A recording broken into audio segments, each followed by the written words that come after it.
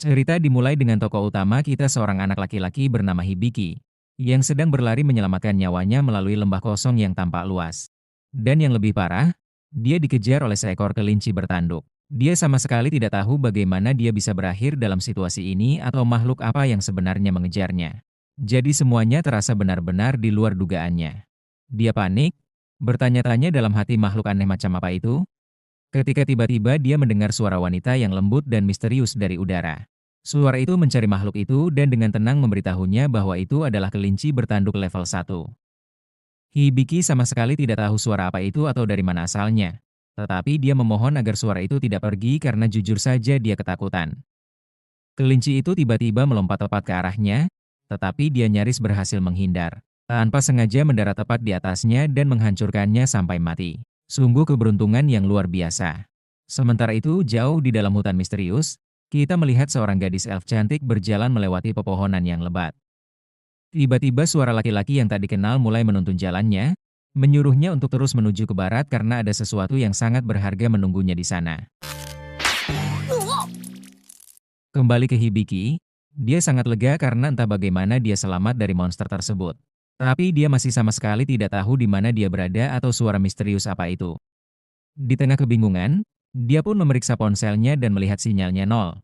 Benar-benar tidak ada sinyal sama sekali, yang benar-benar membunuh harapan untuk meminta bantuan. Hanya untuk mencegah dirinya kehilangan akal sehat, dia pun menganggap bahwa suara itu tidak nyata, dan dia hanya berhalusinasi karena panik. Dia mulai merasa sedikit lapar dan benar-benar berpikir untuk memakan kelinci bertanduk itu, tetapi dengan cepat mengurungkan niatnya, karena dia tidak tahu apakah aman untuk memakannya di dunia yang aneh ini.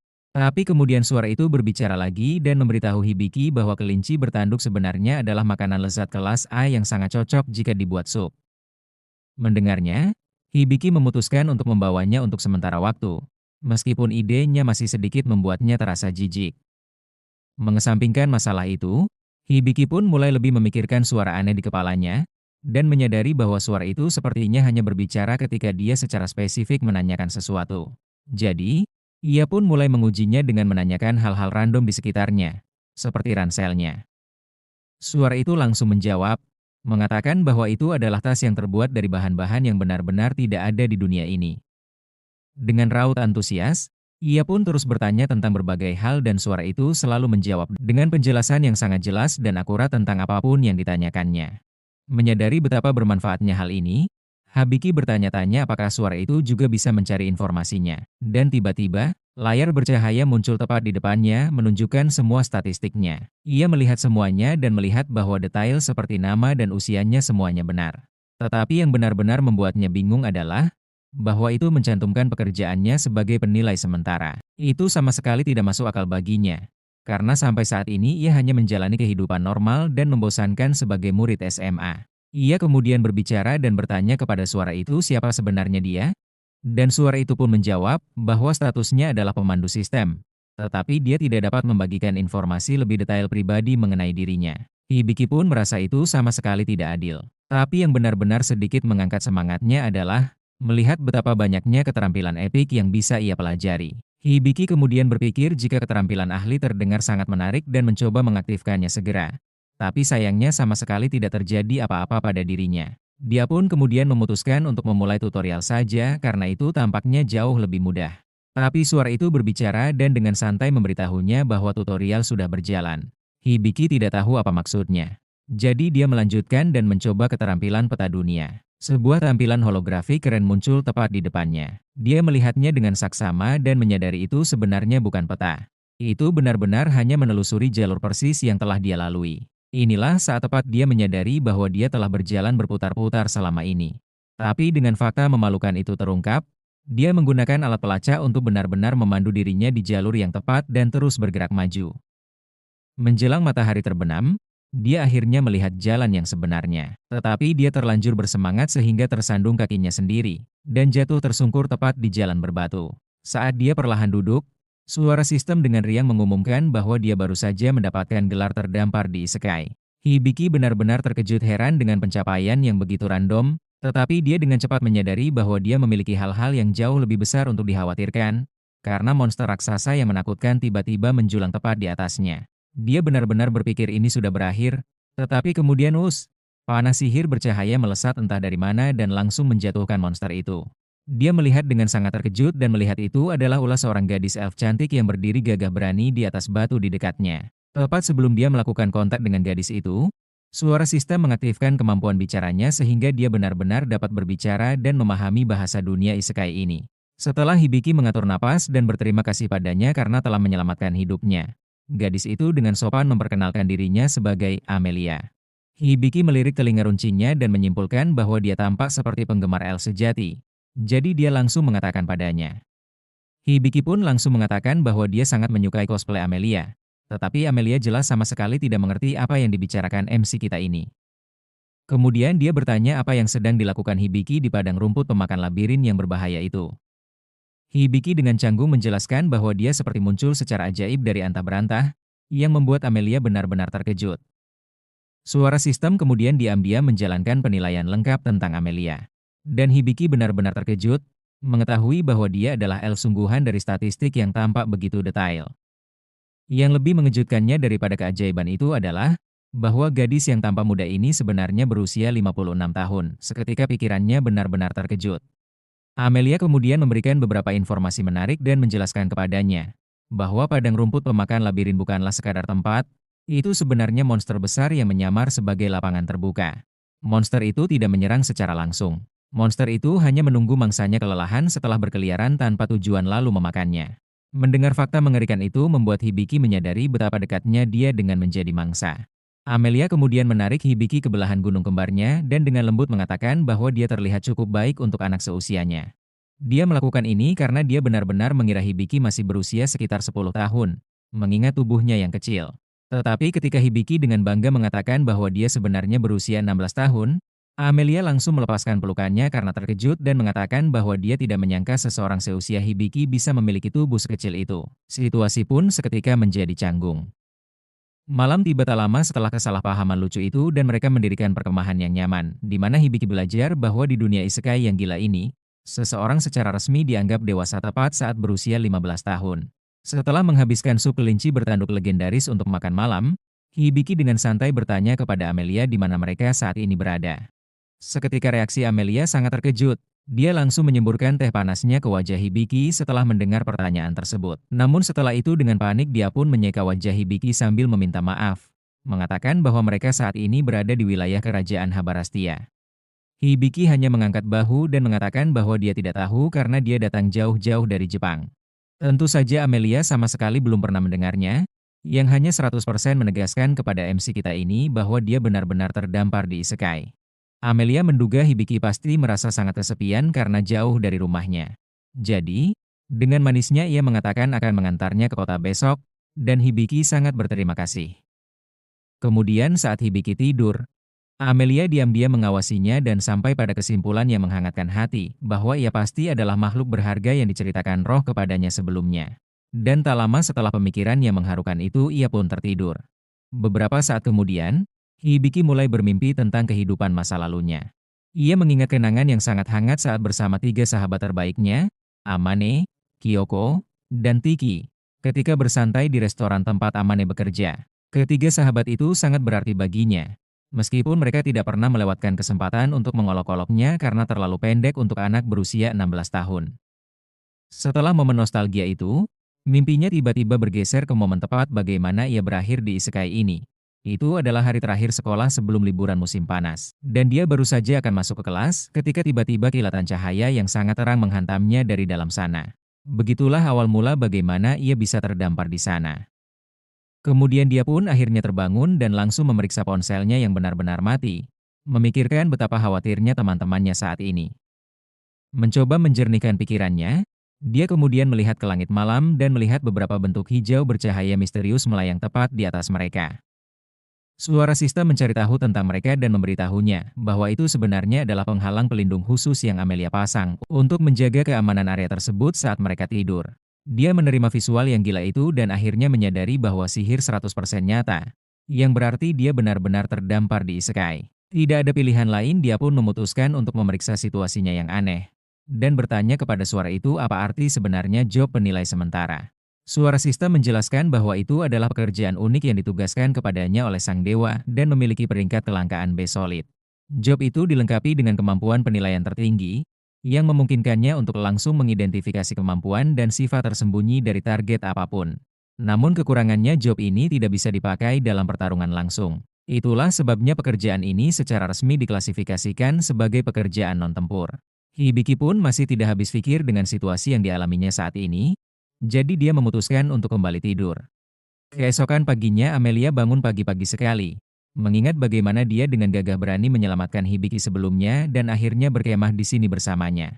Tak lama kemudian Hibiki juga bangun, dan mereka berdua berangkat menuju kota terdekat.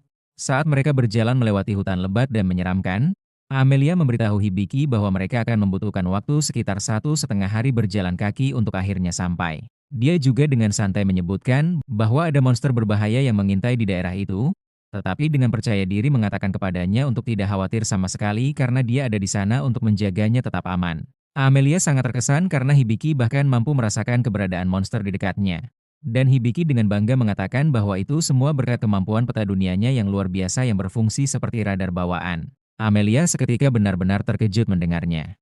Dia tidak menyangka jika Hibiki memiliki kemampuan peta dunia, terutama karena kemampuan itu sangatlah langka dengan klasifikasi AAA.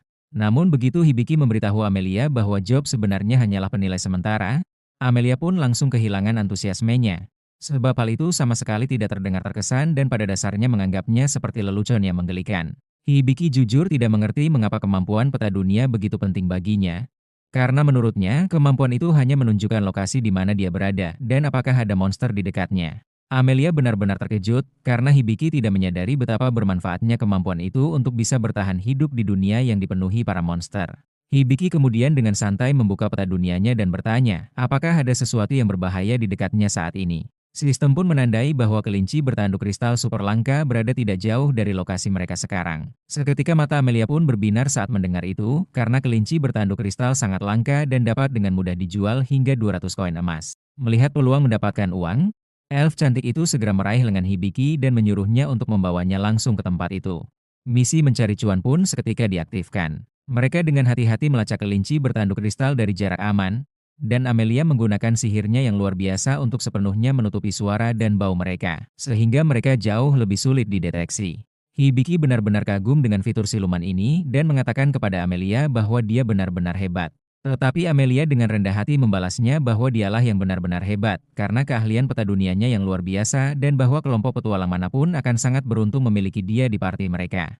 Karena kelas penilaiannya adalah pekerjaan non-tempur, jika dia bergabung dengan sebuah kelompok, dia hanya akan membiarkan para petarung tangguh menangani pertempuran garis depan.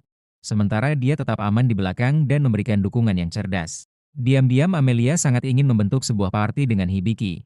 Tetapi sebagai seorang perempuan dia terlalu gengsi untuk mengajaknya langsung. Alhasil dia pun membuat rencana utama dan memutuskan untuk memamerkan keterampilan tempurnya yang epik dan membiarkan Hibiki yang memohon padanya untuk bergabung. Dengan percaya diri dia mengambil busurnya dan bersiap untuk menembak. Tetapi Hibiki dengan cepat menyadari sesuatu yang aneh. Dia sama sekali tidak memiliki panah. Dengan tenang Amelia menjelaskan bahwa pekerjaan resminya disebut pemanah roh, yang berarti ia benar-benar dapat membentuk panah tak terlihat dari angin itu sendiri dan menembakkannya dengan presisi yang luar biasa. Ia lalu mengirimkan panah roh berkecepatan tinggi langsung ke arah kelinci tersebut, tetapi entah bagaimana dia berhasil menghindarinya pada detik terakhir. Itu benar-benar membuatnya tercengang. Amelia menghela napas dan berpikir tidak mungkin menangkapnya sekarang, karena tampaknya kelinci itu memiliki kemampuan melarikan diri yang menyebalkan yang memungkinkannya menghindari serangan yang datang dengan kecepatan kilat. Tepat pada saat Hibiki mengetahui melalui penilaiannya bahwa kelinci itu tidak dapat menggunakan kemampuan menghindarnya saat sedang menyerang, sebuah ide jenius muncul padanya. Jika dia bisa bertindak sebagai umpan yang sempurna dan membuat kelinci itu datang tepat ke arahnya, Amelia akan memiliki kesempatan untuk menembaknya langsung. Amelia jujur tidak yakin rencana yang sederhana dan lugas seperti itu akan berhasil. Tetapi Hibiki dengan percaya diri mengatakan kepadanya untuk tidak khawatir dan mencobanya. Mengapa dia yakin? Karena ketika dia menilai makhluk itu, dia menemukan fakta bahwa makhluk itu pada dasarnya memiliki IQ 0, jadi mereka hanya perlu memasang sebuah jebakan. Saat kelinci itu sedang bersantai di tempat terbuka, sebuah dinding batu besar tiba-tiba muncul tepat di depannya. Benar-benar mengejutkan makhluk itu. Kemudian ia melihat Hibiki sedang berbaring santai di atas batu di dekatnya dan langsung termakan umpan yang sudah mereka persiapkan. Kemudian tepat saat makhluk itu menerjang ke depan untuk menyerangnya, Amelia dengan sempurna membidik dan menjatuhkan hewan itu seketika. Tembakan tepat di kepala, Amelia benar-benar terkejut bahwa rencana sederhana itu benar-benar berhasil dengan sempurna. Yang dibutuhkan hanyalah memasang beberapa dinding batu strategis untuk memblokir setiap jalur pelarian lainnya dan mengarahkan kelinci langsung ke Hibiki. Namun, mari kita jujur sejenak. Itu juga berarti kelinci itu menganggap Hibiki sebagai mangsa yang sama sekali tidak berbahaya. Suara sistem kemudian tiba-tiba memberitahu Hibiki bahwa kemampuannya telah meningkat. Hibiki seketika kebingungan, sebab Amelia lah yang sudah mengalahkan makhluk tersebut. Akan tetapi Amelia dengan lembut menjelaskan bahwa Hibiki menggunakan kemampuan penilaian yang hebat sepanjang pertarungan dan bahkan dengan berani mempertaruhkan dirinya sendiri sebagai umpan pamungkas. Jadi secara tidak langsung dia terlibat dalam pertarungan sehingga mendapatkan XP dan peningkatan level. Sementara itu jauh di alam surgawi, kekuatan yang lebih tinggi dan misterius yang pada dasarnya adalah dewa sedang melihat perkembangan pesat MC kita sejauh ini. Tetapi sang dewa dengan cepat mengingatkan bahwa ini masih dalam fase tutorial. Artinya Hibiki masih memiliki jalan yang sangat panjang dan jauh lebih sulit di depannya nanti. Adegan kemudian tiba-tiba beralih ke kuil petualang yang ramai, di mana seorang gadis bernama Ivel baru saja selesai mendaftar secara resmi sebagai petualang pemula. Resepsionis yang ramah mengarahkannya langsung ke papan pekerjaan yang ramai, tetapi Ivel dengan percaya diri mengatakan kepadanya bahwa dia sudah memiliki misi epic pertamanya yang siap dijalankan. Dia secara misterius mengatakan bahwa dia akan mencari sesuatu yang sangat istimewa dan sangat berharga. Sementara itu, Hibiki dan Amelia tiba di kota Rowell. Amelia kemudian memakaikan Hibiki jubah karena pakaiannya terlalu mencolok dan akan sangat menarik perhatian orang-orang. Dia lalu menyuruh Hibiki untuk membeli pakaian baru setelah mereka nanti menjual tanduk kelinci kristal. Dia memperkirakan mereka akan mendapatkan sekitar 200 koin emas yang lebih dari cukup untuk membeli beberapa baju zirah dan persenjataan baru. Selain itu, Hibiki tidak tahu berapa nilai sebenarnya dari satu koin emas. Penasaran? Dia pun segera memeriksa statusnya dan sistem menunjukkan bahwa satu koin emas kira-kira setara dengan 10.000 yen. Yang benar-benar mengejutkannya karena itu adalah jumlah uang yang sangat banyak. Setelah itu Amelia membawa Hibiki ke kuil petualang. Di sana Amelia mendapat ejekan dari petualang lain. Sebab rekan parti barunya yang terlihat masih bocah, membuatnya justru terkesan seperti sedang mengasuh anak. Sedikit tersinggung, Amelia pun memberitahu bahwa Hibiki sebenarnya sudah dewasa dan bahkan terdaftar sebagai pemula. Pemimpin parti yang dikenal sebagai Silver Banner itu kemudian menyuruh anggotanya untuk berhenti mengejek. Dengan hangat, ia pun memegang pundak Hibiki sebagai tanda penyambutan. Di hadapan resepsionis guild bernama Jewel, Amelia memberitahunya bahwa mereka memiliki item untuk dijual, dan setelah itu keduanya pun dipertemukan dengan sang ketua guild bernama Bals Deliard. Hibiki benar-benar dibuat takjub oleh tubuh yang begitu kekar dan tidak segan-segan berkata jika dirinya sangat memimpikan memiliki tubuh seperti itu suatu hari nanti. Setelah sesi perkenalan, Jewel kemudian bertanya kepada Amelia tentang apa yang ingin mereka jual. Amelia kemudian langsung menyodorkan sebuah tanduk kristal di depan mereka dan Deliard jelas terkesan, sebab ukurannya jauh lebih besar dibanding yang dijualnya 3 tahun lalu. Setelah berpikir sejenak, dia mengajukan tawaran 400 koin emas. Hibiki yang mendengar itu sangat gembira, menyadari bahwa itu 2 kali lipat dari jumlah yang awalnya diharapkan Amelia. Tetapi yang mengejutkan, Amelia justru menaikkan tawaran menjadi 800 koin emas. Alasannya, karena tanduk yang ia jual 3 tahun lalu terjual seharga 230 koin emas dan yang saat ini ukurannya 3 kali lipat lebih besar dibanding yang dahulu. Singkatnya terjadilah negosiasi alot untuk menentukan harga yang pantas, sampai pada akhirnya Deliard dengan berat hati setuju untuk menetapkan harga di kisaran 700 koin emas yang membuat Amelia begitu senang. Namun Jewel tiba-tiba berubah dan menunjukkan sikap mengintimidasi, mengingatkan Deliard bahwa harga yang disepakatinya jauh di atas anggaran mereka. Sebagai gantinya dia pun akan langsung memotong selisihnya dari gaji pria tersebut. Sambil menunggu Amelia menyelesaikan administrasi, Hibiki duduk sendirian sembari mendengarkan pemandu sistem yang memberitahu bahwa keterampilan tutorialnya telah memenuhi persyaratan untuk naik level. Hibiki masih belum benar-benar mengerti apa yang dimaksud dengan tutorial. Jadi sistem statusnya menampilkan definisi dan menjelaskan bahwa itu adalah keterampilan yang diberikan kepada mereka yang peluang bertahan hidupnya sangat rendah, dan memungkinkan mereka untuk menerima bimbingan dari dewa, sehingga mereka dapat memperoleh pengetahuan dan keterampilan yang mereka butuhkan untuk tetap hidup di dunia ini. Mendengar itu, Hibiki menyadari bahwa semua ini berkat bantuan sang dewa. Sesaat kemudian terdengar sebuah suara misterius melalui pikirannya yang berkata bahwa ia menerima ucapan terima kasihnya. Hibiki jelas terkejut dan dewa itu tidak segan memperkenalkan diri bahwa dialah yang membawanya ke dunia isekai ini. Hibiki terkejut mengetahui bahwa ia bisa berkomunikasi langsung Namun dewa itu memberitahunya bahwa ini bukanlah sesuatu yang dapat ia lakukan setiap saat, dan itu hanya terjadi sesekali. Ia memperingatkan Hibiki bahwa jika mulai dari sekarang ia tidak bisa membantunya lagi, sehingga nasibnya ke depan sepenuhnya berada di tangan dia sendiri. Situasi semakin sulit. Setelah Amelia mendapatkan perintah dari kerajaan tempatnya berasal bahwa ia harus segera kembali dan ia tidak bisa membawa Hibiki bersamanya. Hibiki menyadari bahwa ia tidak bisa terus-menerus menjadi beban bagi Amelia. Situasi ini pun bisa mendorongnya untuk lebih mandiri dan tidak lagi bergantung kepada orang lain, sehingga ia bisa lebih berkembang dan bertambah kuat. Singkatnya, di tengah perjalanan pulang tanpa sengaja Amelia bertabrakan dengan seorang gadis yang kemudian terpental, akibat dahsyatnya dorongan gunung kembar milik Amelia. Gadis tersebut ternyata adalah Ivel. Mendengar Amelia yang meminta maaf karena ia sedang terburu-buru untuk pulang ke kerajaan Elf, Ivel pun seketika sumringah dan mengajaknya untuk pergi bersama, karena kebetulan ia pun hendak menuju kerajaan tersebut. Sejak Amelia pergi, Hibiki menghabiskan sebagian besar waktunya untuk malas-malasan dan tidur. Ia lalu mengambil ponselnya dan menyadari baterainya telah habis, dan ia masih belum menemukan cara untuk kembali ke dunia asalnya. Selain itu, dewa pun tidak memberinya sedikit pun petunjuk mengenai alasan dipanggilnya ke dunia tersebut. Ia menyadari jika uangnya tinggal sedikit, sehingga mengharuskannya untuk segera mencari pekerjaan. Namun ia kebingungan dengan apa yang bisa ia kerjakan, mengingat status jobnya yang hanya sebagai penilai sementara. Pemandu status selalu menampilkan statistik dan skill baru yang diperoleh Hibiki. Namun sekilas tampak tidak ada yang menarik, sehingga sistem menyarankan untuk menjauhi pertarungan solo. Akan tetapi sistem juga menunjukkan bahwa dia telah menguasai beberapa keterampilan teknis, termasuk kontrak dan buku medis. Hibiki berpikir keterampilan buku medis terdengar cukup menarik. Sistem kemudian menjelaskan bahwa dia dapat menyerap pengetahuan darinya dengan membaca halaman-halamannya. Sistem itu juga menyarankan agar dia membaca setiap halaman jika ingin mencapai level yang lebih tinggi. Tetapi memperingatkan bahwa begitu dia mulai membaca, dia tidak dapat berhenti di tengah jalan. Awalnya Hibiki sedikit terkejut dengan kondisi itu, tetapi memutuskan untuk tetap melakukannya. Kemudian proses pemindaian buku medis pun dimulai, dan seketika seluruh pengetahuan yang ada di buku itu membanjiri kepala Hibiki sekaligus.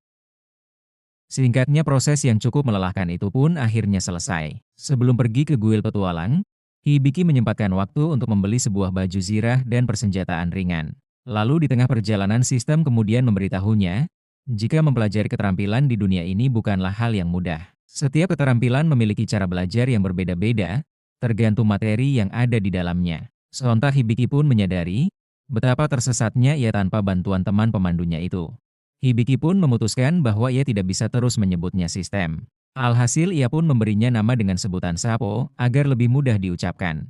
Setibanya di guild dan hendak mencari pekerjaan, datanglah sekelompok petualang membawa rekannya yang terluka parah bahkan di ambang kematian. Ketika melihatnya dengan seksama Hibiki menyadari, bahwa itu adalah kelompok party Silver Banner. Temannya berteriak panik, mengatakan bahwa ia terkena serangan serigala rubi perak dan ia yakin Daliart akan mampu menghentikan pendarahannya. Tetapi kemudian ia terhuyung dan mereka berdua jatuh ke lantai. Ia menyebabkan kaki pria yang terluka itu mulai berdarah lagi. Namun Juel memberitahu mereka bahwa Daliart sedang pergi keluar kota, sehingga ia menyarankan mereka untuk mencoba menggunakan sihir penyembuhan lain. Teman-temannya tidak berpikir itu akan banyak membantu, karena mereka sudah mencoba semua yang mereka bisa. Namun hasilnya tetap nihil. Hibiki yang ikut cemas dengan kondisi sang petualang, merasa jika pendarahannya harus segera dihentikan. Setelah berpikir apa yang bisa ia perbuat, Hibiki teringat bahwa ia telah menyerap semua pengetahuan dari buku medis. Ia seharusnya dapat melakukan sesuatu. Ia lalu berjalan mendekat dan meminta mereka untuk membiarkannya melihat karena ia memiliki keterampilan medis. Awalnya mereka merasa tidak percaya, mengingat Hibiki bukanlah seorang penyembuh sejati dan hanya berstatus penilai sementara. Namun karena tidak ada pilihan lain, tidak ada salahnya untuk mencoba. Seketika harapan terakhir pun ada di pundak Hibiki. Sapo kemudian melakukan pemeriksaan cepat, dan memperkirakan bahwa pria itu hanya memiliki waktu sekitar 5 menit untuk hidup.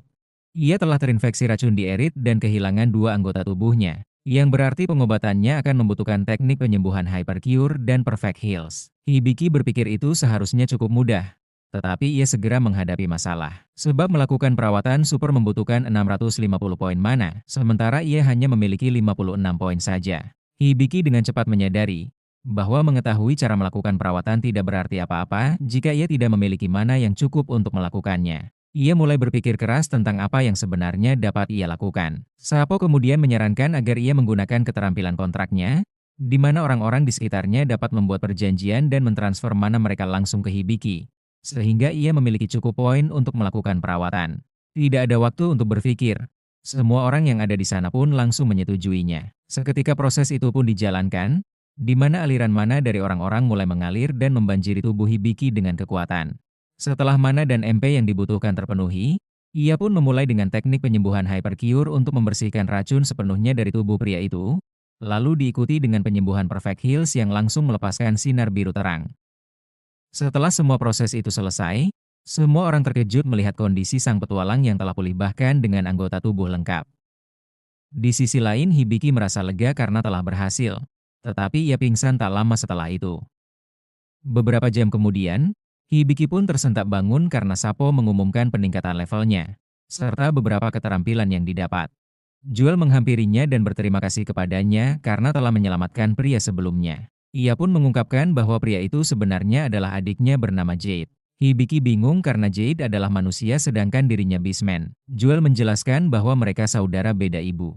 Selain itu, Hibiki memberitahu Jewel untuk tidak berterima kasih padanya, karena dia bisa melakukannya berkat mereka yang meminjamkan poin mana. Jewel mengakui itu, tetapi juga menunjukkan bahwa tanpa kehadirannya, Jade tidak akan selamat. Jadi dia dengan tulus meminta Hibiki untuk menerima rasa terima kasihnya. Setelah itu, Jewel memberitahu bahwa mereka telah sepakat untuk merahasiakan kekuatan Hibiki yang dapat menggunakan Hypercure dan Perfect Heals dengan sempurna. Kemampuan itu sangatlah langka, dan orang yang bisa melakukannya dianggap sebagai master, dan pastinya akan diincar oleh pihak-pihak yang memiliki kepentingan. Karena itulah, Jewel menyarankan agar Hibiki mempertimbangkan untuk bergabung dengan sebuah party, karena berada di sekitar petarung akan jauh lebih aman baginya. Hibiki memikirkannya sejenak dan belum sepenuhnya yakin.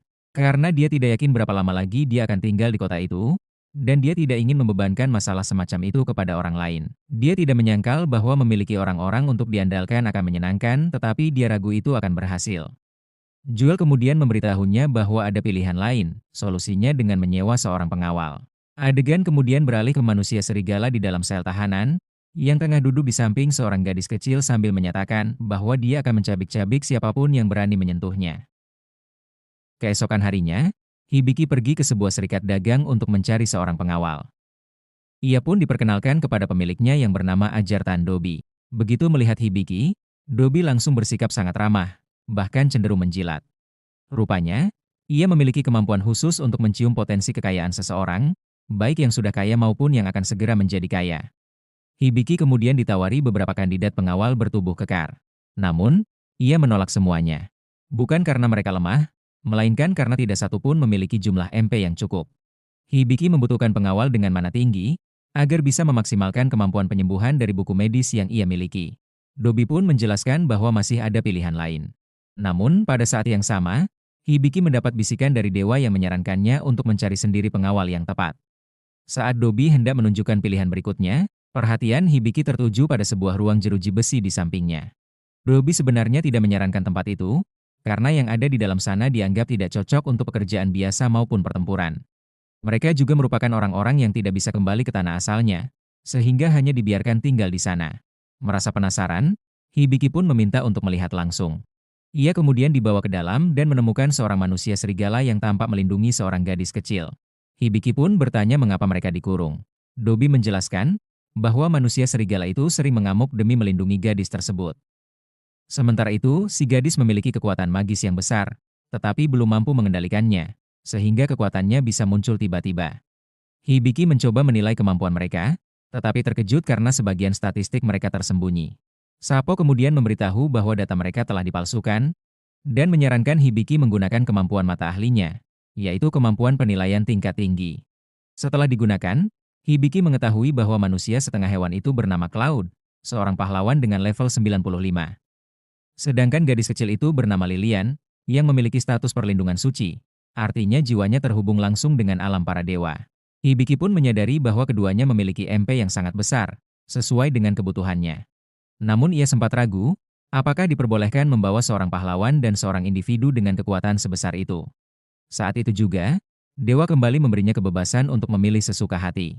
Di sisi lain, Sapo menyarankan Hibiki menggunakan sebuah keterampilan bernama skill penyelamat.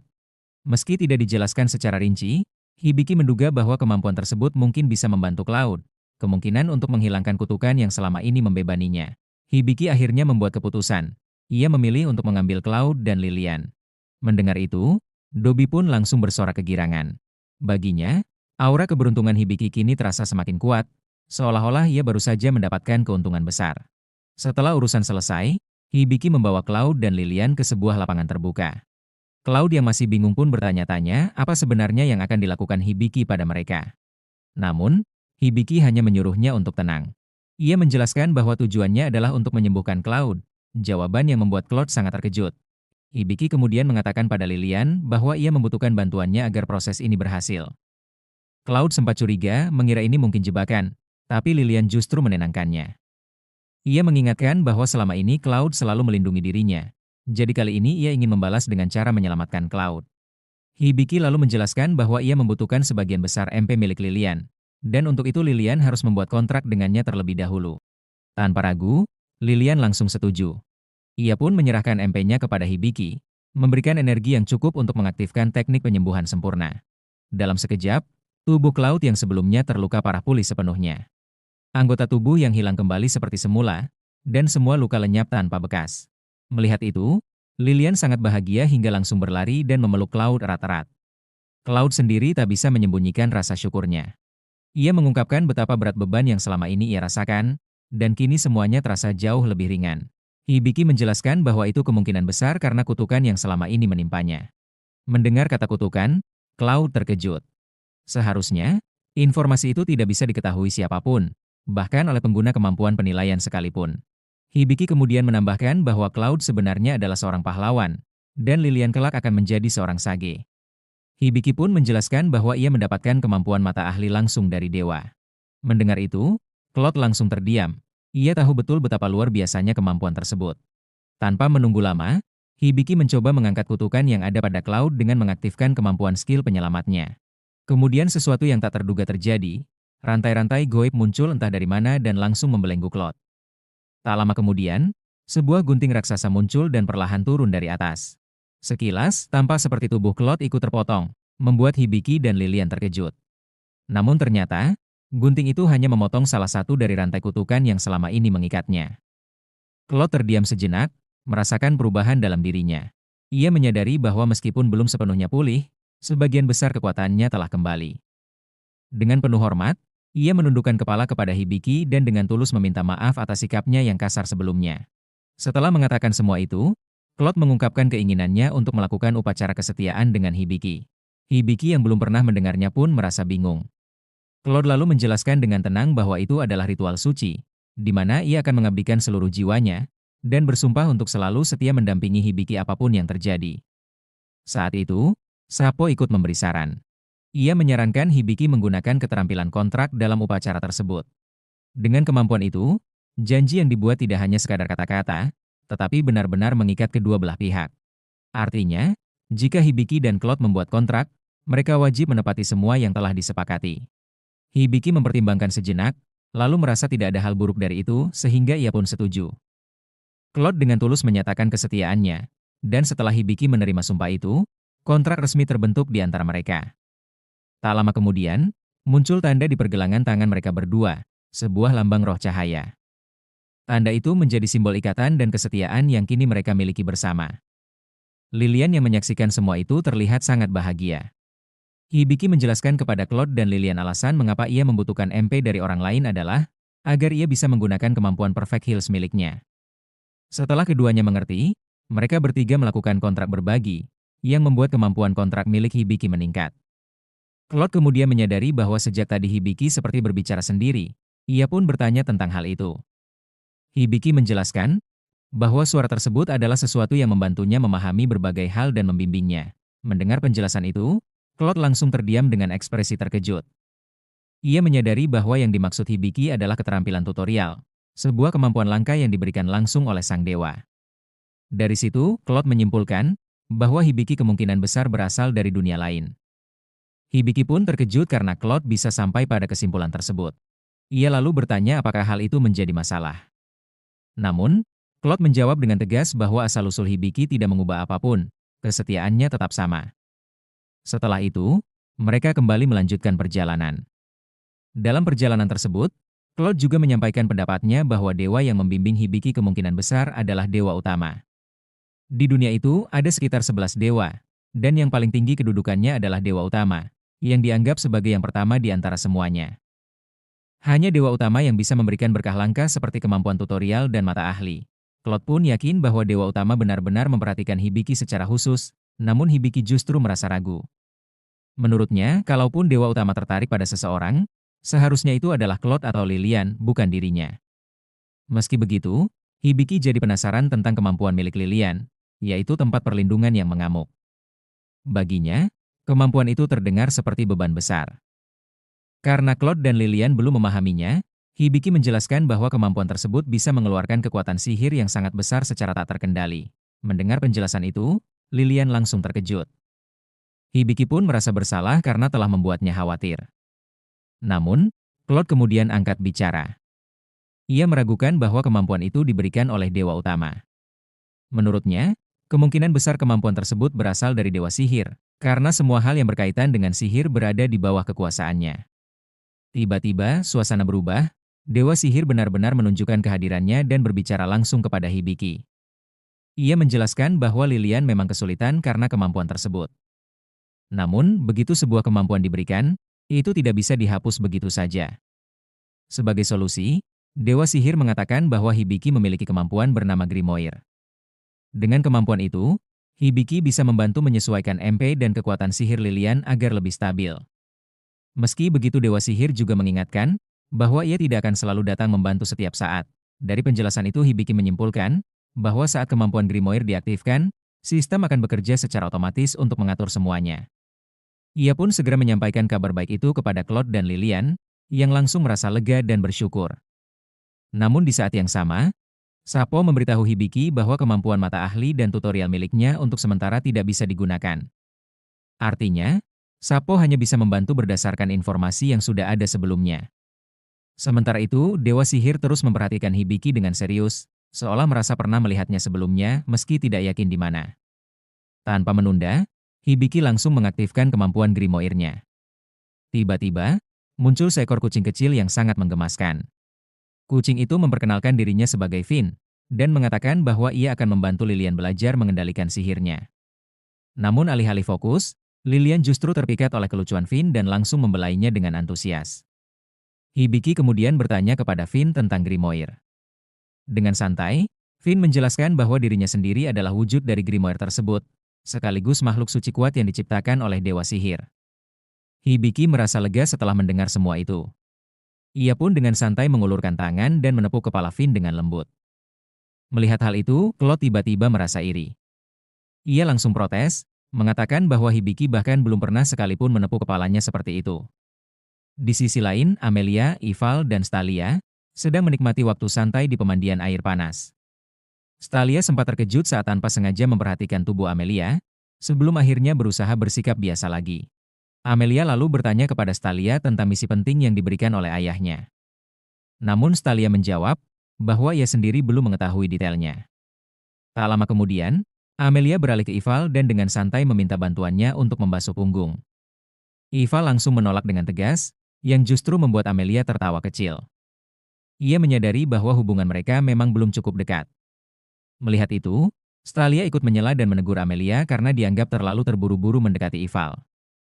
Menurutnya, hal seperti saling membasuh punggung bukan berarti otomatis membuat dua orang menjadi akrab. Ival yang mendengar percakapan itu hanya tersenyum tipis. Lalu secara tiba-tiba, ia berdiri dan mengatakan bahwa ia akan membantu Amelia, membuat Amelia seketika terkejut. Dengan santai, Ival menjelaskan bahwa itulah yang seharusnya dilakukan oleh seorang teman. Sekarang Hibiki memiliki beberapa teman hebat di sisinya, dan dia ingin memastikan mereka siap bertempur. Ia memperhatikan Claude memilih baju zirah dan tombak yang kuat, sementara Lilian mendapatkan pakaian baru yang sangat cocok untuknya. Penjaga toko dengan senang hati melayani mereka, bahkan menetapkan harga total 25 koin emas. Hibiki dan Lilian terkejut karena mahal, tetapi Claude menganggapnya murah. Lilian merasa bersalah karena membeli untuk dirinya sendiri, dan sempat ingin mengembalikan jubahnya, namun Hibiki tetap membiarkannya. Ia bahkan menyuruh Lilian memilih tongkat agar bisa belajar sihir. Meski senang melihat Lilian bahagia, Hibiki sadar tabungannya hampir habis. Setelah perlengkapan lengkap, Finn mulai melatih mereka. Claude sudah cukup kuat, tetapi Hibiki dan Lilian masih kurang pengalaman. Finn berniat mengajari mereka sihir, menggunakan kemampuan langka bernama Grimoire, yaitu kekuatan untuk mempelajari berbagai pengetahuan. Namun, Hibiki hanya bisa menggunakan sihir dasar yang membuatnya kecewa. Pelatihan dimulai dari Lilian. Finn membantu menekan keluaran sihirnya agar lebih terkendali, dimulai dari 10% dan akan meningkat seiring latihan. Lalu Hibiki diajarkan teknik sirkulasi sihir, yaitu berbagi aliran energi dengan orang lain. Karena kesulitan, Claude membantu dengan menyalurkan sihirnya ke Hibiki. Saat itulah Hibiki tiba-tiba melihat dunia lain, menyadari bahwa dirinya berada dalam ingatan Claude. Di sana, ia melihat seorang elf cantik bernama Anastasia, sosok yang sangat berarti bagi Claude. Mereka pernah menghabiskan waktu bersama dengan damai, namun kenangan itu berubah kelam ketika suatu malam Anastasia menyerang Claude hingga terluka parah. Hibiki tersadar kembali di dunia nyata. Claude merasa bersalah karena membuat Hibiki terseret terlalu dalam ke dalam ingatannya. Sementara Finn malah kesal karena rencananya gagal. Ia berharap Hibiki melihat sesuatu yang bisa dimanfaatkan. Namun Hibiki hanya melihat kenangan indah yang sulit ia pahami. Setelah itu, Hibiki mulai belajar sihir rumah tangga. Latihan ini dilakukan dengan pekerjaan sederhana seperti menyapu dan membersihkan, sambil mengalirkan energi sihir. Energi tersebut akan dikumpulkan oleh roh elemen, yang nantinya membantu pengguna menguasai sihir tersebut. Suatu hari, Claude secara tidak sengaja menumpahkan air dan membuat kekacauan. Ia meminta maaf dengan tulus, tetapi Hibiki justru menganggapnya lucu. Ujian itu membuat Claude mengalami kebingungan perasaan yang belum pernah ia rasakan. Hibiki terus membersihkan dengan tekun demi mendapatkan perhatian roh elemen, meski hasilnya belum terlihat. Namun, kerja kerasnya justru dihargai oleh pemilik penginapan, yang terkesan dengan kebersihan tempat itu dan memberinya tambahan makanan sebagai hadiah. Keesokan harinya, Finn melanjutkan pelatihan sihir Lilian. Perkembangannya cukup pesat, tetapi Hibiki masih tertinggal jauh.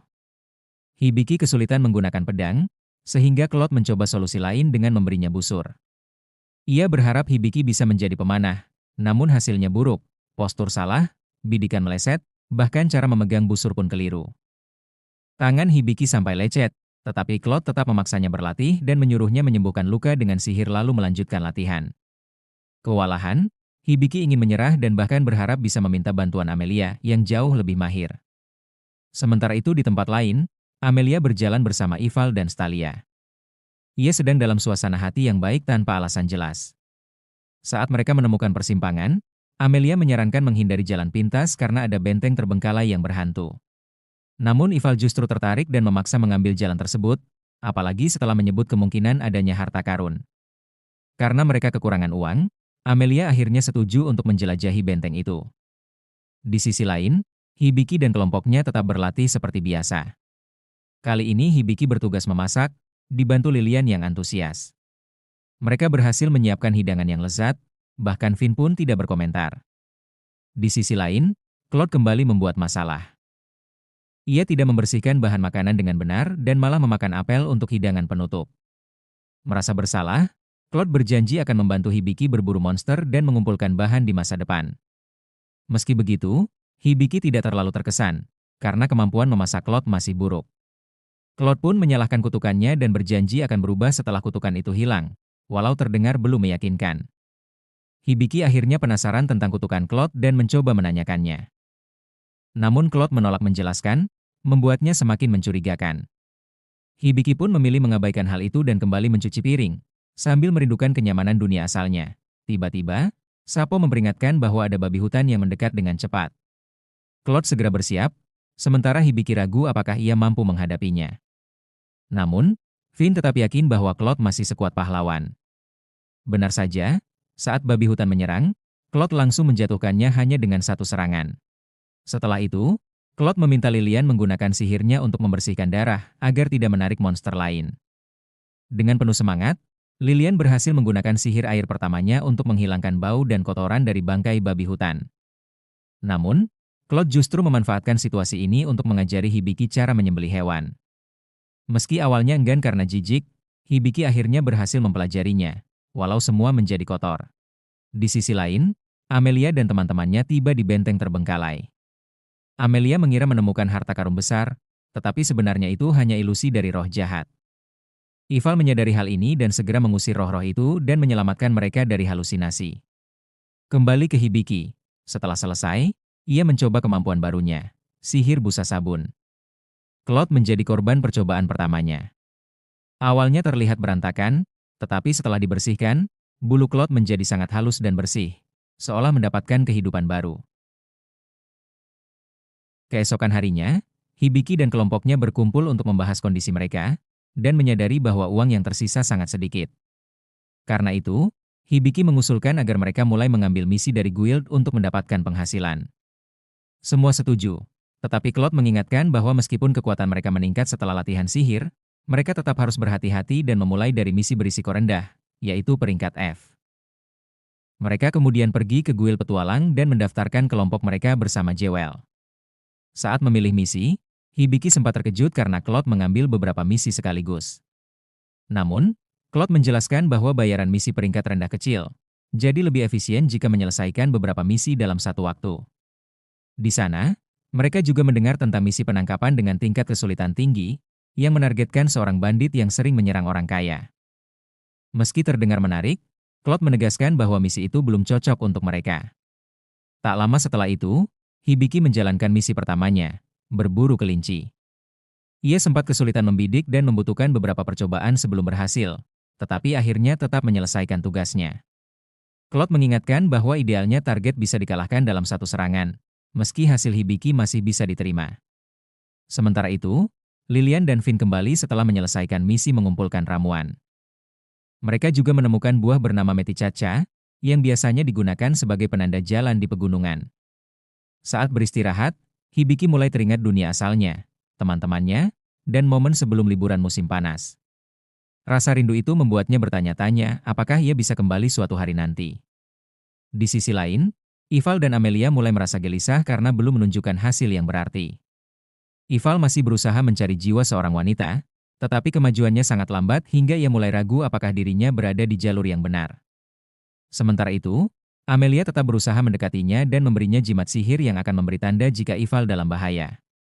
Meski Ival menerimanya dengan senyum, ia sadar bahwa hubungan itu hanyalah kepura-puraan. Di sisi lain, setelah menyelesaikan beberapa misi, Hibiki dan kelompoknya kembali ke kota. Hibiki mengusulkan untuk menikmati makanan enak sebagai perayaan kecil, meski Meter merasa curiga karena pencapaian mereka terlalu tinggi untuk tim peringkat F. Saat itu, Claude bertemu dengan Diliard, yang meremehkan kondisi fisik Hibiki dan ingin melatihnya. Claude menolak, sehingga keduanya terlibat pertarungan sengit. Awalnya seimbang, tetapi Claude mulai terdesak. Situasi menjadi berbahaya hingga akhirnya Jewel datang dan menghentikan mereka dengan sihir air. Tak lama kemudian, terjadi keributan, seorang wanita melaporkan pencurian. Hibiki pun menyadari bahwa tas berisi seluruh uang mereka telah hilang. Jewel menduga pelakunya adalah bandit yang sebelumnya dibicarakan di guild. Untuk menangkap si pelaku, mereka menyusun rencana. Hibiki menyamar sebagai wanita dan dijadikan umpan, sementara yang lain bersiap menangkapnya. Dompet sengaja diletakkan di meja sebagai jebakan. Tak lama, dompet itu benar-benar hilang, dan mereka langsung menyadari pelakunya adalah seorang pelayan. Namun, mereka sudah mengantisipasi hal itu dengan menggunakan buah Meticaca sebagai penanda jejak. Saat pencuri melarikan diri, jejak tersebut muncul jelas, memungkinkan mereka untuk mengejar hingga akhirnya tiba di sebuah gang terbengkalai.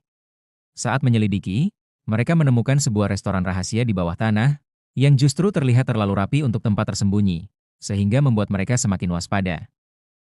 Di dalamnya, perhatian mereka tertuju pada seorang gadis berkerudung yang mencurigakan. Saat gadis itu keluar menuju gang, Claude, Hibiki, dan Lilian segera mengepungnya. Claude menuntut agar ia mengembalikan barang curian, namun gadis itu menyangkal. Hibiki kemudian menggunakan kemampuannya dan mengungkap bahwa gadis tersebut adalah bandit bernama Fauna. Setelah identitasnya terbongkar, Fauna mengakui semuanya. Ia bahkan mengungkap bahwa dirinya telah menyadari jebakan mereka dan justru berhasil mencuri dompet asli Hibiki. Setelah itu, ia menciptakan kekacauan untuk menghalangi mereka dan melarikan diri. Claude langsung menyuruh Hibiki mengejar Fauna. Namun di tengah pengejaran, Hibiki terjebak dalam perangkap dan tergantung terbalik. Fauna menyadari penyamaran Hibiki sebagai wanita, tetapi bukannya marah, ia justru tertarik dan menawarkan kesepakatan. Fauna meminta bantuan Hibiki untuk menilai barang-barang curiannya, membedakan mana yang asli dan palsu. Awalnya ia meremehkan kemampuan Hibiki, tetapi sikapnya berubah ketika Hibiki mampu membaca pesan tersembunyi pada gelang miliknya, sesuatu yang bahkan tidak bisa dilakukan penilai lain. Fauna pun terkejut dan mengungkap bahwa gelang itu adalah kenangan terakhir dari saudara perempuannya yang telah meninggal. Setelah melihat kemampuan Hibiki menilai benda dengan mudah, Fauna benar-benar terkesan. Ia lalu bertanya asal Hibiki, dan setelah mendengar jawabannya, Fauna menasihatinya agar segera kembali ke tempat asalnya sebelum terlambat. Sebagai tanda terima kasih, Fauna mengembalikan dompet Hibiki, memuji kemampuannya, lalu tiba-tiba mencium pipinya sebelum pergi, meninggalkan Hibiki dalam keadaan terkejut. Malam harinya, teman-temannya menanggapi kejadian itu dengan santai, bahkan bercanda. Namun kemudian, Diliard membawa kabar penting tentang sebuah kelompok petualang muda yang sangat kuat, hingga dipercaya oleh raja untuk membasmi mayat hidup. Kelompok itu dikenal sebagai pembunuh mayat dan dikabarkan sedang menuju ke arah wilayah mereka. Setelah itu, Hibiki mulai merenungkan luasnya dunia dan muncul keinginan untuk menjelajahinya. Ia juga ingin bertemu seorang pertapa, karena berharap bisa menemukan cara untuk kembali ke dunia asalnya. Mendengar hal ini, Claude dan Lilian terkejut karena menyadari bahwa Hibiki suatu saat akan meninggalkan mereka. Meski suasana menjadi canggung, Claude tetap berjanji akan melindungi Hibiki sampai hari itu tiba. Sementara itu, di tempat lain, Amelia menceritakan pengalamannya berkomunikasi dengan roh, termasuk saat roh pernah lebih dulu berbicara kepadanya di hutan roh. Mendengar itu, Iva langsung tersadar bahwa roh tersebut mungkin adalah jiwa wanita yang selama ini ia cari. Ia pun segera pergi secara tiba-tiba, meninggalkan Amelia, dengan tekad untuk kembali ke tempat awal perjalanannya meski hal itu membuatnya frustrasi. Beberapa saat kemudian, cermin ajaib milik Ival memberitahu bahwa ia telah resmi tiba di Rule. Mendengar itu, ia langsung mengingat kembali daftar orang-orang yang masih harus ia hadapi. Nama berikutnya adalah Claude. Karena ia tahu Claude pernah kehilangan anggota tubuh sebelumnya, Ival menganggap mengalahkannya akan menjadi hal yang mudah. Sementara itu, di tempat lain, Hibiki sedang duduk bersama rekan-rekannya di sebuah restoran. Di tengah makan, Claude menjelaskan bahwa jika Hibiki ingin bertemu para pertapa, mereka harus pergi ke sebuah kota bernama Pterodinas. Hibiki yang belum pernah mendengar nama itu langsung bertanya di mana letaknya. Tiba-tiba, Finn muncul dan menjelaskan bahwa Pterodinas bisa dicapai dengan melewati sebuah ruang bawah tanah. Ia juga menambahkan bahwa rute tercepat adalah melalui hutan utara. Hibiki semakin bingung, karena ia tidak tahu apa itu ruang bawah tanah. Claude kemudian menjelaskan bahwa tempat itu sangat berbahaya, dipenuhi monster dan berbagai ancaman mematikan. Ia menegaskan bahwa jika mereka ingin selamat, mereka harus berlatih dengan sangat keras. Mendengar itu, Hibiki hanya memutar mata, sadar bahwa banyak kerja keras menantinya. Setelah selesai makan, Lilian tiba-tiba berdiri. Ia mengucapkan terima kasih dengan sopan, lalu pergi tanpa berkata apa-apa lagi. Sikapnya yang aneh membuat Dillard penasaran, sehingga ia bertanya kepada Hibiki. Hibiki menjelaskan bahwa hubungannya dengan Lilian sedang tidak baik akhir-akhir ini. Mendengar hal itu, Dillard langsung mengusulkan agar mereka semua pergi berlatih bersama. Awalnya, Hibiki dan Finn ingin pulang saja, tetapi Claude meyakinkan mereka bahwa latihan sangat penting, apalagi jika mereka benar-benar berniat melewati ruang bawah tanah utara. Walaupun Claude setuju dengan ide latihan, terlihat jelas bahwa ia dan Dillard tidak sepenuhnya akur karena perbedaan pandangan pribadi. Tak lama kemudian, latihan pun dimulai. Namun, kemampuan fisik Hibiki sangat buruk. Ia kesulitan mengikuti hampir semua latihan dan sering gagal dalam setiap percobaan. Dari kejauhan, Lilian diam-diam mengamati. Ia melihat betapa kerasnya Hibiki berusaha, hanya demi bisa kembali ke dunianya. Memikirkan hal itu membuatnya merasa sedih. Beruntung, tidak lama kemudian Tanya datang dan mencoba menghiburnya. Menjelang matahari terbenam, Hibiki akhirnya menunjukkan sedikit kemajuan. Dalam latihan memanah, ia hampir berhasil mengenai target untuk pertama kalinya. Namun, di akhir latihan, Hibiki ambruk ke tanah karena kelelahan. Claude mengira latihan keras itu pasti membuat Hibiki menjadi lebih kuat. Tetapi saat Hibiki memeriksa statistiknya, ia terkejut karena tidak ada perubahan sama sekali. Melihat hal itu, Claude dan Dillard langsung berdebat. Claude percaya bahwa latihan terstruktur dan disiplin adalah kunci kekuatan. Sementara itu, Dillard bersikeras bahwa pengalaman langsung dan latihan fisik yang keras jauh lebih efektif. Perdebatan mereka semakin memanas, hingga tiba-tiba Jewel muncul dan langsung membekukan keduanya dengan sihir es, menghentikan situasi sebelum semakin kacau. Setelah kekacauan mereda, semua orang memutuskan untuk beristirahat. Mereka pun bersantai bersama di pemandian air panas yang hangat, menikmati suasana yang tenang.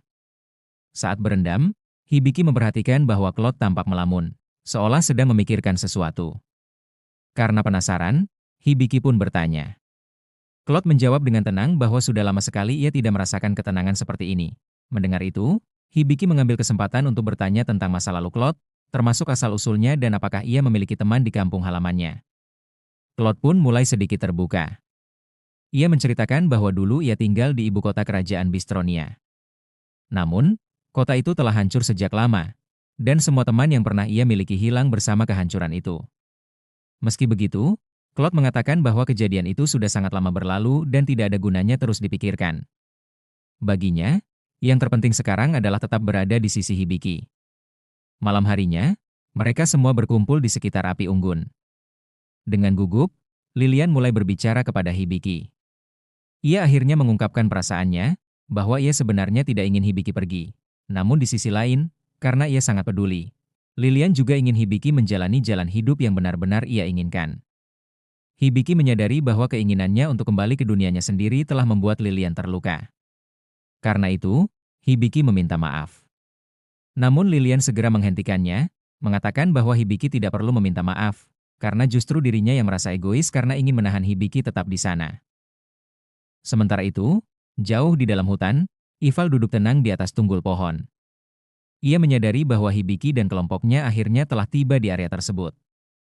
Hibiki kemudian memeriksa target berikutnya dan menyadari bahwa satu-satunya yang tersisa adalah serigala rubi perak. Ia menggunakan kemampuan peta dunianya untuk mencari keberadaan target tersebut, tetapi tidak menemukan apapun di sekitarnya. Tiba-tiba, Claude merasakan sesuatu yang aneh. Ia langsung mengarahkan tombaknya ke depan dengan waspada. Dari balik pepohonan, muncul Ival, yang mengaku sebagai petualang peringkat E yang tersesat di hutan. Melihat bahwa Ival hanyalah seorang manusia, Hibiki segera meminta Claude untuk menurunkan senjatanya. Meski begitu, Hibiki tetap merasa bingung, karena peta dunianya tidak mendeteksi keberadaan siapapun sebelumnya. Untuk memastikan, Hibiki memutuskan untuk menilai kemampuan Ival. Menyadari hal itu, Ival dengan cepat menyembunyikan kekuatan aslinya. Akibatnya, Hibiki hanya melihat statistik yang sangat rendah dan menyimpulkan bahwa tidak ada yang mencurigakan darinya. Ival kemudian mendekati Claude dan berpura-pura kagum karena ia adalah manusia binatang. Ia bahkan memegang lengan Claude seolah tertarik. Namun sebenarnya, ia diam-diam memeriksa kondisinya. Ia pun terkejut saat melihat bahwa lengan Claude masih utuh, karena ia yakin sebelumnya pernah memutusnya. Mengabaikan hal itu, Ival menjelaskan bahwa ia tersesat saat melarikan diri dari serigala rubi perak. Mendengar itu, Hibiki langsung bertanya di mana lokasi serigala tersebut. Ival menjawab bahwa makhluk itu berada lebih dalam di hutan. Setelah memberikan informasi, Ival segera pergi, berlari ke arah berlawanan sambil mengucapkan selamat tinggal. Hibiki dan yang lainnya masih merasa bingung dengan pertemuan yang aneh itu. Namun, saat Hibiki kembali memeriksa peta dunianya, ia terkejut karena peta itu kini menunjukkan lokasi pasti serigala rubi perak. Tanpa membuang waktu, mereka segera menuju ke sana dan berhasil mengepung target tersebut. Sebelum menyerang, Sapo menyarankan Hibiki untuk memeriksa peta sekali lagi. Ketika ia melakukannya, ia langsung terkejut karena ternyata bukan hanya satu, melainkan banyak serigala rubi perak yang berada di area tersebut. Mereka segera melihat sekeliling dan menyadari bahwa mereka telah dikelilingi oleh kawanan besar. Hibiki sempat panik dan lengah. Kesempatan itu langsung dimanfaatkan oleh salah satu serigala yang menyerangnya dari belakang dan mencakar lehernya. Lukanya tidak langsung fatal, tetapi cukup dalam. Hibiki masih bisa bernapas, namun darah mengalir deras dengan sangat cepat. Melihat itu, Claude dan Lilian langsung terpaku ketakutan. Tak jauh dari sana, terungkap bahwa Ival sebenarnya mengendalikan seluruh kawanan serigala tersebut sejak awal. Ia memerintahkan mereka untuk menyerang, dimulai dengan Claude. Claude segera bergerak maju untuk menahan serangan para serigala, sementara Lilian bergegas ke sisi Hibiki. Ia mencoba menolong dengan memberikan ramuan penyembuhan, tetapi pendarahan tidak kunjung berhenti. Melihat kondisi itu, Claude berteriak meminta Lilian untuk menggunakan mantra penstabil kondisi. Setelah mantra itu digunakan, pendarahan Hibiki akhirnya mulai melambat dan kondisinya sedikit stabil. Di tengah pertempuran, Claude menyadari bahwa situasi semakin memburuk. Ia pun mengambil keputusan cepat. Ia menyuruh Lilian segera membawa Hibiki kembali ke kota dan mencarinya di Liard, karena ia yakin hanya di Liard yang mampu menyelamatkannya. Lilian sempat ragu meninggalkan Claude sendirian. Namun, Claude dengan tegas menyuruhnya pergi dan meyakinkannya bahwa ia akan baik-baik saja. Akhirnya, Lilian mempercayainya. Ia memanggil singa golem miliknya, lalu menggunakan makhluk itu untuk membawa Hibiki menjauh dari medan pertempuran. Setelah mereka pergi, Claude menyadari sesuatu yang aneh. Kawanan serigala tidak berusaha mengejar Hibiki maupun Lilian. Dari situ, Claude menyimpulkan bahwa target utama mereka sebenarnya adalah dirinya. Sementara itu, Lilian dan Hibiki masih dikejar oleh beberapa serigala rubi perak hingga akhirnya mereka terpaksa masuk ke dalam sebuah gua. Untuk bertahan, Lilian segera menggunakan sihir tanahnya untuk membuat dinding dan menutup pintu masuk gua. Ia berharap bisa menahan serigala-serigala itu di luar. Namun, harapannya pupus. Serigala-serigala tersebut berhasil menembus penghalang dengan kekuatan mereka. Meski begitu, Lilian tidak menyerah. Ia terus menggunakan sihir angin untuk menahan serangan dan melindungi Hibiki. Di saat kritis itu, Hibiki akhirnya sadar kembali, dan langsung menggunakan kemampuan buku medisnya dan menemukan bahwa lukanya tidak hanya parah, tetapi juga terinfeksi racun mematikan. Ia mencoba menggunakan teknik penyembuhan super, tetapi Sapo memberitahunya bahwa kondisi fisik dan mentalnya masih terlalu lemah untuk mengaktifkan kemampuan tersebut. Hibiki pun terpaksa bertahan sekuat tenaga. Setelah beberapa waktu, Sapo akhirnya memberitahu bahwa kemampuan penyembuhan super sudah bisa digunakan. Tanpa ragu, Hibiki segera menetralisir racun dalam tubuhnya, lalu meminum ramuan penyembuhan untuk memulihkan kondisi fisiknya. Setelah itu, ia langsung mengaktifkan kemampuan memanggil binatang suci. Seketika, ledakan energi besar memenuhi gua. Ketika debu perlahan menghilang, tampak sesosok makhluk berdiri dengan aura mengintimidasi. Finn muncul dalam wujud aslinya sebagai binatang suci petir. Dengan tatapan dingin, Finn menatap kawanan serigala dan berkata bahwa siapapun yang berani menyerang tuannya akan menerima hukuman yang mengerikan. Pada saat berikutnya, Finn melepaskan serangan petir yang sangat dahsyat. Dalam sekejap, seluruh kawanan serigala di dalam gua langsung musnah tanpa sisa. Melihat kekuatan luar biasa itu, Hibiki langsung berpikir bahwa Finn bisa membantu menyelamatkan Claude. Namun sebelum ia sempat mengatakan apapun, Finn tiba-tiba kembali ke wujud kecilnya sebagai anak kucing. Finn kemudian menjelaskan bahwa wujud aslinya hanya bisa dipertahankan dalam waktu singkat, dan saat ini kekuatannya sudah habis. Mendengar itu, Hibiki segera bertanya kepada Sapo, apakah kemampuan memanggil binatang sucinya bisa digunakan lagi? Sapo menjawab, bahwa kemampuan tersebut membutuhkan waktu yang cukup lama untuk bisa diaktifkan kembali. Tak hanya itu, Finn juga mengungkapkan kabar yang lebih buruk, menjelaskan bahwa makhluk yang sedang dihadapi Claude bukanlah serigala biasa, melainkan serigala berlian perak, makhluk yang jauh lebih kuat dan berbahaya. Bahkan jika mereka semua bertarung bersama, peluang untuk menang pun tetap sangat kecil. Meski mendengar hal itu, Hibiki tidak mau menyerah, menegaskan bahwa ia akan melakukan apapun untuk menyelamatkan Claude. Tepat pada saat itu, Sapo tiba-tiba memberitahu Hibiki bahwa ia telah memperoleh kemampuan baru peringkat SS bernama Tongkat Obat Dewa, sebuah kemampuan yang mampu menyembuhkan semua makhluk hidup dalam area tertentu. Tanpa ragu, Hibiki langsung mengaktifkan kemampuan tersebut. Seketika, tubuhnya dan Lilian pulih sepenuhnya. Luka, kelelahan, bahkan rasa sakit mereka lenyap seolah tidak pernah ada. Tak lama kemudian, sebuah benih di tanah tiba-tiba mulai bertunas. Dalam hitungan detik, benih itu tumbuh dengan cepat dan berubah menjadi sebuah busur. Finn tampak gemetar saat melihatnya, karena ia menyadari apa arti senjata itu. Sementara itu, Hibiki yang masih bingung segera menilai busur tersebut dan mengetahui bahwa itu adalah busur ilahi. Untuk mencobanya, Hibiki menarik busur itu dan melepaskan sebuah anak panah. Anak panah tersebut melesat dengan kecepatan dan kekuatan yang luar biasa, bahkan mengingatkannya pada teknik panah spiritual milik Amelia. Dengan kondisi yang sudah pulih sepenuhnya dan senjata baru di tangan, Hibiki dan yang lainnya bersiap untuk kembali. Mereka bertekad menyelamatkan Claude dan mengakhiri pertempuran. Sementara itu, jauh di langit, Dewa Sihir mengeluh kepada Dewa Utama. Ia merasa tidak bisa terus-menerus memberikan kemampuan yang begitu kuat kepada Hibiki. Namun, Dewa Utama hanya mengingatkannya bahwa dialah yang sebelumnya telah meminjamkan sebagian kekuatannya kepada Hibiki. Ia juga menambahkan bahwa bagaimana Hibiki menggunakan kekuatan tersebut sepenuhnya adalah tanggung jawabnya sendiri. Apakah akan dimanfaatkan dengan baik, atau justru disia-siakan.